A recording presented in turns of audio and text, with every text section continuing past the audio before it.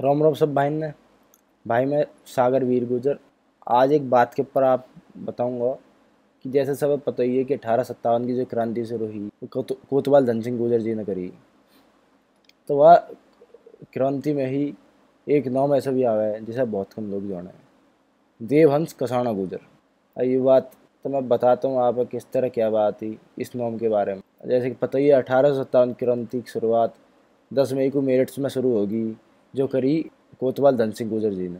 उन दिनों में राजस्थान के धौलपुर में रियासत में एक राजा का शासन हो, जिनके मुख्य सेनापति है सूबा देवंश गुजर, जो कि कसाना हुआ करे, जिनका गोद कसाना है। देवंश गुजर धौलपुर रियासत में उन योद्धान में से ही जिनने रियासत की इज्जत बचाई, क्योंकि सरमुर्था के राजा ने मालगुजारी न चुकाने की वजह में धौलपुर का जो राजा है वहाँ की पगड़ी अपने पास रख ली। जब देवहंस गुजर जो वहाँ के सैनिक है, योद्धा है, राजा की पगड़ी उनने ही जाकर राजा की पगड़ी सम्मान पूर्वक वापस ला के दी और रियासत की इज्जत मान मर्यादा खोने से बचाया। और ये सम्मान जो पही जो मान सम्मान मिला हो, ये मान मर्यादा ये ज़्यादा दिन तक नहीं चली, क्योंकि वो जो रियासत थी वो अंग्रेजों की वफादार हो चुकी। तब गुर्जर क्रांतिकारी ने आकर विरोध करना शुरू कर दिया और क्रांति की मशाल बुलंद कर दी। तो वह टाइम पर 1857 में क्रांति की ज्वाला हर तरफ फैल चुकी।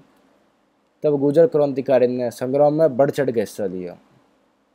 जो ये बात कह दे ना गुर्जर ने कुछ न करो, सबसे ज़्यादा अपने प्राणों की आहुति गुर्जर ने दी है।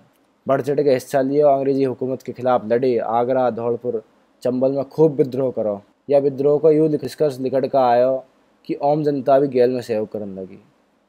और वहीं दूसरी ओर अंग्रेजन के जो वफादार है चालू चपाटे, जैसे कि धौलपुर का राजा, वो भी उनमें शामिल लिया। अंग्रेजन ने अपनी रियासत दे दी, गुर्जर ने दबाने की नीति सोच रहा है अंग्रेजन से मिलकर।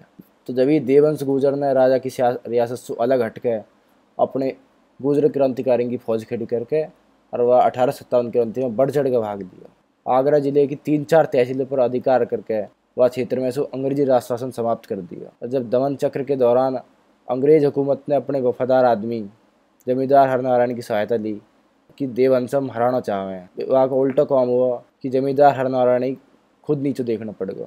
जब लड़ाई हुई वहाँ 3000 बंदूक, 2 स्टेन गन तथा 2 लाख की संपत्ति ही जो सूबा देवंश के हाथ लगी। जब विद्रोह भड़क रहा, विद्रोह की आग कुछ दिन में आगरा से दिल्ली, सहारनपुर, बुलंदशहर तक सारे में फैल गई। हमारे धौलपुर के सूबा देवंश ने आगरे की तहसील पर कब्जा कर लिया अपना। धौलपुर की जनता ने देवंश गुर्जर को रामचंद्र हिलाल के नेतृत्व में विद्रोह कर दिया और वहाँ के राजा बंधक बना के धौलपुर पर अधिकार कर लिया।